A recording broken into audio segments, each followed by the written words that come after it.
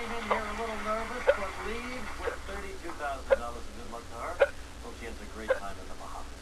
And now we're approaching the 11th hour here on our show, so here's the last, fastest thinking question. Here it comes. Deep inside this prison, isolated from the other inmates, some of the country's most dangerous sexual predators.